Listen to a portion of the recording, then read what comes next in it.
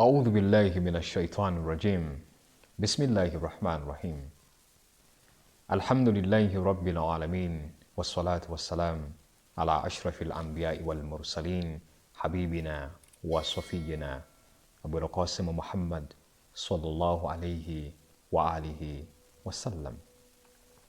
Assalamu alaikum wa rahmatullahi ta'ala wa barakatuh. Dear brothers and sisters, wherever you are watching me from. In one of the sayings, the Prophet Muhammad sallallahu alayhi wa alihi wasallam, he says that Inna Allah tabarak wa ta'ala la yanzuru ila suwarikum wa la ila amwalikum. He says, indeed Allah subhanahu wa ta'ala, the most high, the most sublime, the significant, the magnificent, does not look upon your appearance, nor does he look upon your resources, your possession. What does this mean? It means that Allah subhanahu wa ta'ala is not interested in how you look like. You might be an African of African descent, very handsome, very beautiful. You might be a white person of the Western descent, very handsome, very beautiful. You might be a Chinese, you might be a Japanese, you might be an Arab, you might be a Caucasian, you might be whoever you tell yourself to be and whoever you see yourself to be on the mirror. Allah subhanahu wa ta'ala does not look upon you in that way. Why? Because it was his decision to create you in such a way. It was him who created you to be that way you are looking like. It was him who created you to be handsome. It was him who created you to be beautiful. And therefore, that is not the interest of Allah subhanahu wa ta'ala. He continues by saying that وَلَا يَنْظُرُ إِلَىٰ أَمْوَالِكُمْ. Allah subhanahu wa ta'ala does not pay attention, does not look unto you with the possession of resources that you have, the amount of richness that you have. You might have cars, you might have houses, you might have every possession that you have here on earth. You might be the richest person in your community, the richest person in your constituency, the richest person in your country, the richest person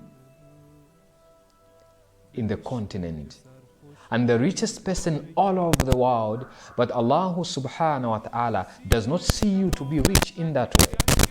Why? Because all this richness and all these possessions that you are holding at hand right now, it was him that gifted you with it.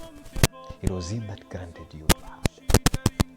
And if he wills, he can give to anybody he wishes to give.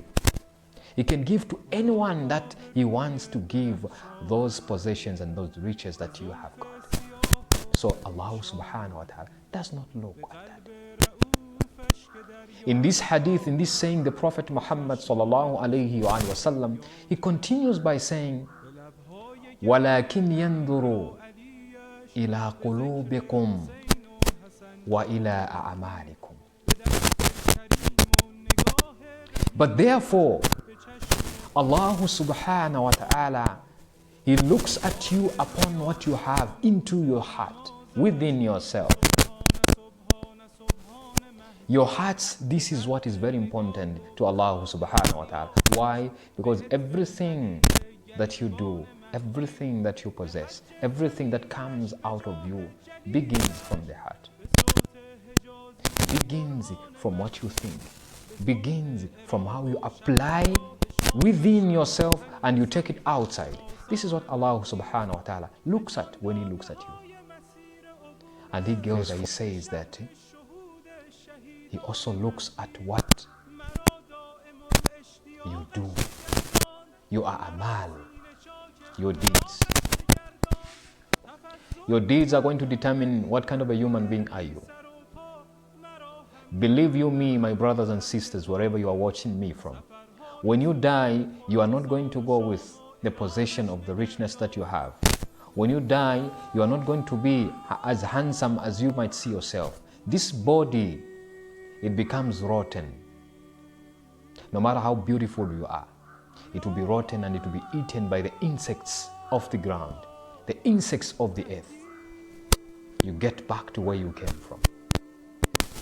The money and the possession and the riches and the resources that you have, they are going to remain behind. People, they will fight for them, they will chew them, they will eat them, and you are not going to be buried with those things. Even though you might be put in the most expensive coffin that you'll be put, but you are not going to go with that.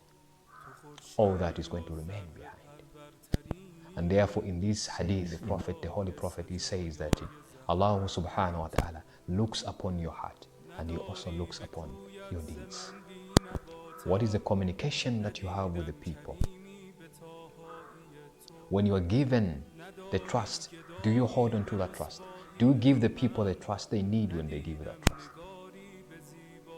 When you are given the opportunity to look after the orphans, do you take care of the orphans according to the way you must take care of them? This is coming from your heart, and this is coming from your deeds. These are the things that Allah subhanahu wa ta'ala looks upon. May we be the people that we act according to how Allah subhanahu wa ta'ala wants us to act.